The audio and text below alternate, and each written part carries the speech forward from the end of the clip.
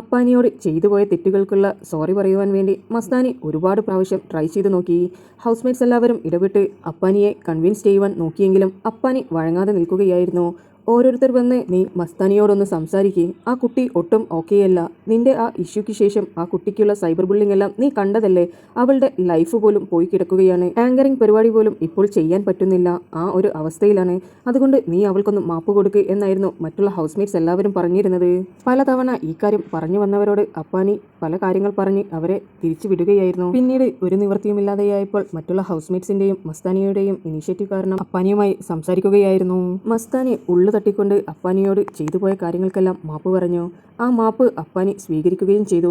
എന്നിട്ട് പറഞ്ഞു സോറി ഒന്നും പറയണ്ട, ആ സമയം എനിക്ക് ഒരുപാട് ട്രോമ ഉണ്ടായിട്ടുണ്ടായിരുന്നു, അതെനിക്ക് ഒട്ടും സഹിക്കാൻ പറ്റിയിരുന്നില്ല, എൻ്റെ ഫാമിലിക്ക് പോലും അത് ബാധിക്കുന്ന തരത്തിലായിരുന്നു. പിന്നെ കാണുന്നവരെല്ലാവരും എന്നെ കളിയാക്കിക്കൊണ്ടിരിക്കുകയായിരുന്നു. മസ്താനിയെ പോലൊരു പെണ്ണ് വന്ന് നിന്നെ ആക്കി വിട്ടില്ലേ എന്നെല്ലാം പറഞ്ഞുകൊണ്ട് കളിയാക്കലും കുത്തുവാക്കുകളുമായി ഞാൻ കുറച്ച് നാളെല്ലാം ആ ഒരു ട്രോമയിലായിരുന്നു. അതുകൊണ്ടാണ് ഞാൻ നിനക്കെതിരെയുള്ള ഇൻ്റർവ്യൂസും വീഡിയോസും എല്ലാം ഇറക്കിയത്. കാരണം അത്രമാത്രം ദേഷ്യവും വിഷമവും എനിക്കുണ്ടായിരുന്നു. നീ ആദ്യം ഈ വീട്ടിലേക്ക് വന്ന സമയം ഞാൻ വിചാരിച്ചിരുന്നത് മസ്താനിയല്ലേ വരുന്നത്, അപ്പോൾ എൻ്റെ തൊട്ടടുത്തുള്ള ബെഡ് അവൾക്കായി ഒരുക്കി കൊടുക്കാം, കാരണം എനിക്ക് മുമ്പേ നിന്നെ അറിയാവുന്നത് കൊണ്ട് തന്നെ നീ നല്ലൊരു കുട്ടിയാണ് എന്നുള്ളത് എനിക്കറിയാം. അപ്പോൾ നീ ഇവിടെ വന്നു കഴിഞ്ഞാൽ നല്ലൊരു ഓളമായിരിക്കുമെന്ന് കരുതി. പക്ഷേ നീ ഇവിടെ വന്നത് വേറൊരു മസ്താനിയായിട്ടായിരുന്നു. അത് എനിക്ക് ഒട്ടും ഉൾക്കൊള്ളാൻ കഴിഞ്ഞില്ല. പിന്നെ നിന്റെ ഭാഗത്തുനിന്ന് ഇതുപോലൊരു സംഭവം കൂടി ആയപ്പോൾ അത് എനിക്ക് ഒട്ടും ആക്സെപ്റ്റ് ചെയ്യുവാൻ പറ്റിയില്ല. നീ അന്ന് എൻ്റെ ഗർഭിണിയായ ഭാര്യയെ പറഞ്ഞതുകൊണ്ട് മാത്രമാണ് ഞാൻ നിന്നെ തെറി പറഞ്ഞത്, അതിൽ ഞാൻ മാപ്പ് ചോദിക്കുന്നു എന്ന് അപ്പാനിയും പറഞ്ഞു. പിന്നെ ബിഗ് ബോസ് കഴിഞ്ഞതിന് ശേഷം നിന്റെ അവസ്ഥ ഞാനും അറിഞ്ഞിട്ടുണ്ടായിരുന്നു, പുറത്തിറങ്ങി നടക്കാൻ പറ്റുന്നില്ല എന്നുള്ളതും, പിന്നെ നീ നാടുമാറി ബാംഗ്ലൂരിലാണ് താമസിക്കുന്നത് എന്നുള്ളതെല്ലാം ഞാൻ അറിഞ്ഞിട്ടുണ്ടായിരുന്നു. ഞാനത് നിന്റെ സുഹൃത്തുക്കൾ വഴി ഞാൻ അറിയാൻ ശ്രമിച്ചിട്ടുണ്ട്, നീ ഓക്കെയാണോ അല്ലേ എന്നുള്ളതെല്ലാം ഞാൻ അറിഞ്ഞിട്ടുണ്ട് എന്നായിരുന്നു അപ്പാനി പറഞ്ഞിരുന്നത്. നിന്നോട് എനിക്ക് നല്ല ദേഷ്യമുണ്ടായിരുന്നു എന്ന് വിചാരിച്ച് നിന്റെ ജീവിതം നശിച്ചു കാണുവാൻ ഞാൻ ഒരിക്കലും ആഗ്രഹിച്ചിട്ടില്ല. നീയുമായി ഇനി ഒരു ബന്ധം വേണ്ട എന്ന് മാത്രമേ ഞാൻ ആഗ്രഹിച്ചിട്ടുള്ളൂ. ഏതെങ്കിലും ഒരു സാഹചര്യത്തിൽ നീയുമായി സഹകരിക്കേണ്ടി വന്നു കഴിഞ്ഞാൽ അത് ഇല്ലാതാക്കുവാനേ ഞാൻ ശ്രമിക്കുകയുള്ളൂ, അല്ലാതെ നിന്നെ ആളെ വിട്ട് തല്ലിപ്പിക്കുവാനോ എയർപോർട്ടിലേക്ക് ഞാൻ ആളെ അയക്കുകയോ ഒന്നും ചെയ്തിട്ടില്ല എന്ന് മസ്താനിയോട് പറഞ്ഞു. ഇത് കേട്ടപ്പോൾ മസ്താനി ചോദിച്ചു ശരിക്കും ചേട്ടൻ ആരെയും വിട്ടില്ലേ എന്ന്.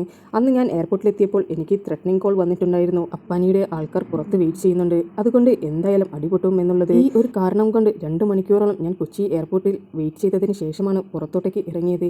ആകെ നെർവസ് ആയിരുന്നു, ആരും എന്നെ വിളിക്കുവാൻ പോലും വന്നില്ല.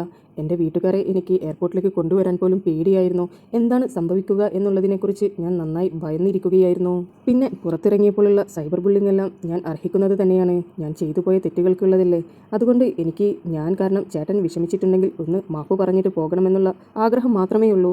അതുകൊണ്ട് ചേട്ടൻ എനിക്ക് മാപ്പ് തരണമെന്ന് പറഞ്ഞുകൊണ്ട് കൈ കൊടുക്കുകയായിരുന്നു. അങ്ങനെ മസ്താനിയും അപ്പാനിയും ഒന്നായിരിക്കുന്നു. രണ്ടുപേരും കൈകൊടുത്ത് നല്ല സുഹൃത്തുക്കളായി മാറിയിരിക്കുകയാണ്. പരസ്പരമുള്ള വിഷമവും ദേഷ്യവും വാശിയുമെല്ലാം മാറ്റിവെച്ച് ഇവിടെ നിന്ന് തുടങ്ങിയത് ഇവിടെ തന്നെ അവസാനിപ്പിച്ചിരിക്കുകയാണ്. ഇനി മുതൽ അപ്പാനി മസ്താനി ഇഷ്യൂ നമ്മൾ ഒരിക്കലും കാണില്ല. കാരണം അത്രമാത്രം രണ്ടുപേരും മനസ്സിരുത്തിക്കൊണ്ടായിരുന്നു സംസാരിച്ചു കൊണ്ടിരുന്നത്.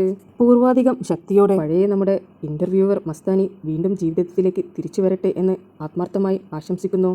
നിങ്ങൾക്ക് ബിബിയുടെ അപ്ഡേറ്റ്സ് അറിയുവാൻ താല്പര്യമുണ്ടെങ്കിൽ എൻ്റെ ചാനൽ സബ്സ്ക്രൈബ് ചെയ്ത് സപ്പോർട്ട് ചെയ്യുക.